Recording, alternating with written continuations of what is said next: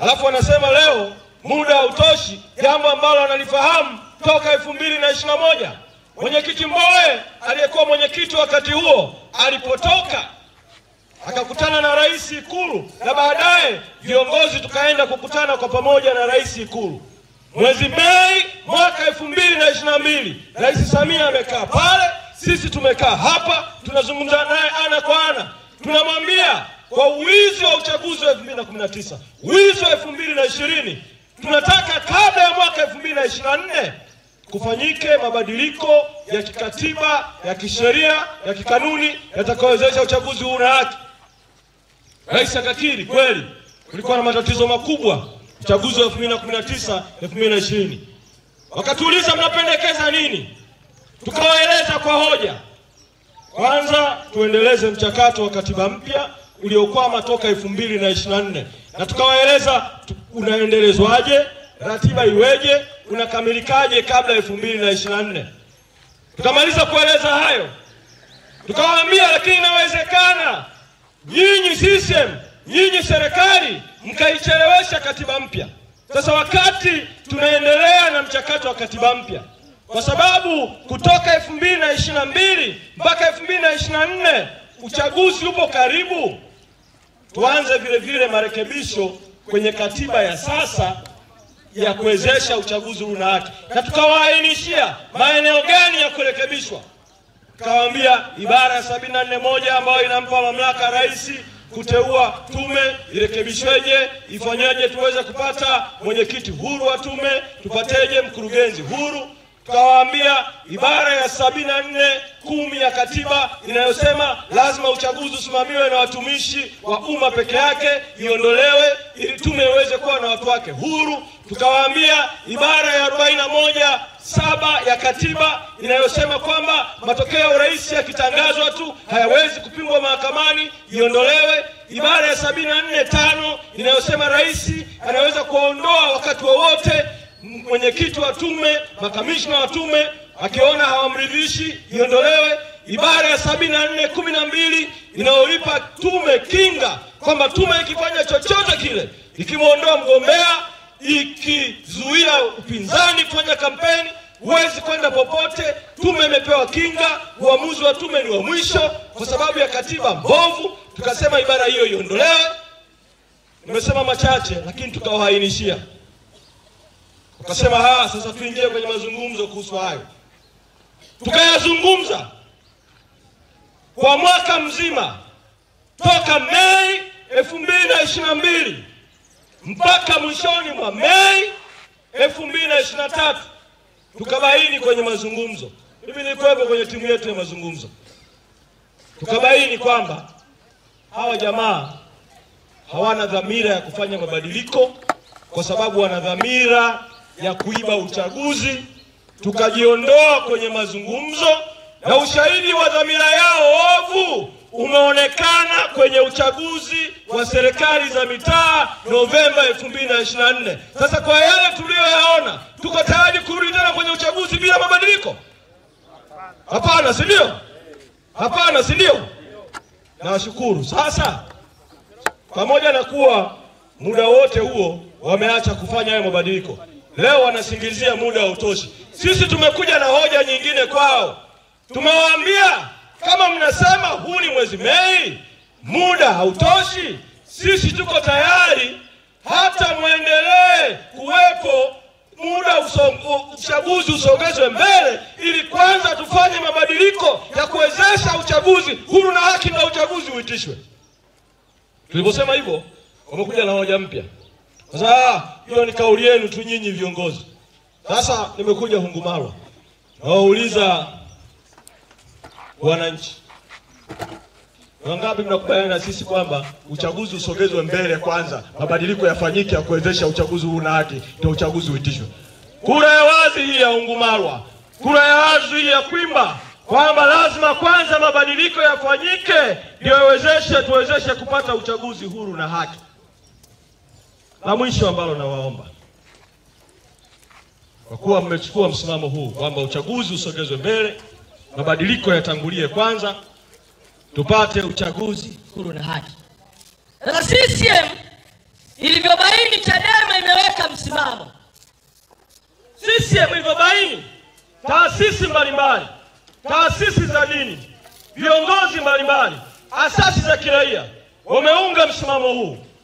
CCM ilivyobaini, wananchi wanaunga mkono msimamo huu katika maeneo mengine tuliyopita, na nyinyi Ungumalwa leo mmeunga mkono.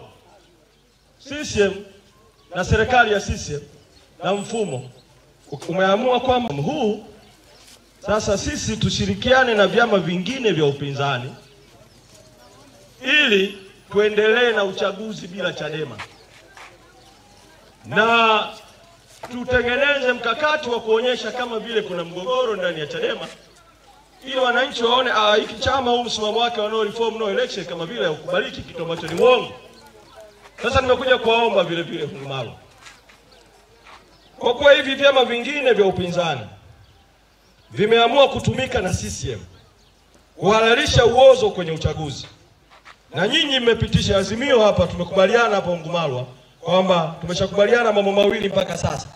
Moja, tumekubaliana kwamba bila mabadiliko hakuna uchaguzi, si ndio? Hiyo tumekubaliana, no reform no election, tumekubaliana, si ndio? Lingine ambalo tumekubaliana ni kwamba wasogeze huo uchaguzi mbele kama wanasingizia muda hautoshi. Hiyo nayo tumekubaliana hapo Ungumalwa, si ndio? Sasa la tatu ambao naomba tukubaliane ni kwamba hivyo vyama vingine vikija, viwe ni vyama vilivyokuwepo, wawe ni viongozi waliotoka Chadema wakaenda hivyo vyama, wakija huku kwa sababu wameamua kuwa upande wa CCM wakukubali kuendelea na uchaguzi bila mabadiliko, msiwasikilize wala msiwaunge mkono. Wangapi Ungumalwa mnasema huo ndio utakuwa msimamo?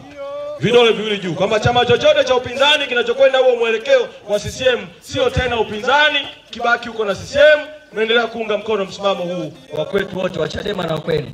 Asanteni sana Ungumalwa. Najua Ungumalwa na mambo mengi ambayo mngependa tuyazungumze. Nafahamu hapa wazee wanaochimbishwa mitaro ili masikini kabisa ili wapewe pesa za TASAF, wangependa tuyazungumze haya.